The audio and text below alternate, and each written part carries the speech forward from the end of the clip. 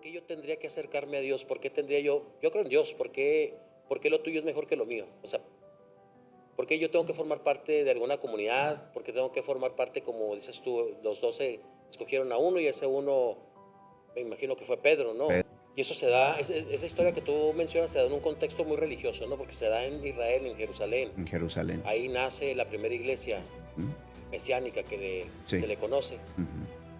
Pero hoy en día vivimos nosotros en la actualidad un tema muy diferente, una atmósfera muy diferente, un ambiente diferente, un contexto diferente. Sí, claro.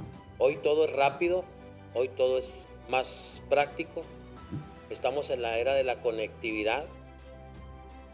No tengo el dato exacto, pero te pudiera hablar de miles de religiones, de miles de formas de cómo la gente ideó la forma de decir esto es Dios y esto no es Dios. Y yo creo que todos, personalmente, familiarmente, en comunidad, mira, nada más te lo quiero puntualizar así.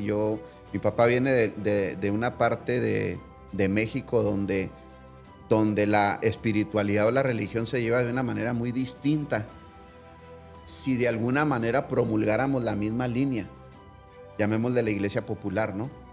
Y cómo él mismo, en esencia, lleva un cristianismo muy distinto al que se vive acá en el norte. Y estamos hablando de la misma nación, México. Y cómo de alguna manera él entiende una definición completamente distinta a la que yo tengo. Nada más puntualizando aquí.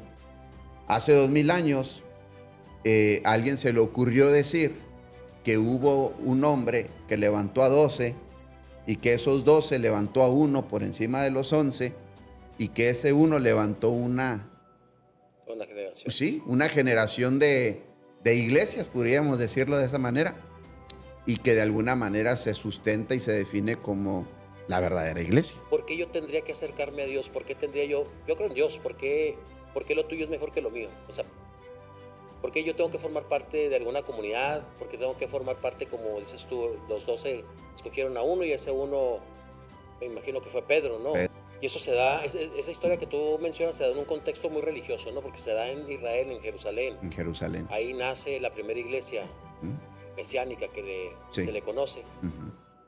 Pero hoy en día vivimos nosotros en la actualidad un tema muy diferente, una atmósfera muy diferente, un ambiente diferente, un contexto diferente. Sí, claro.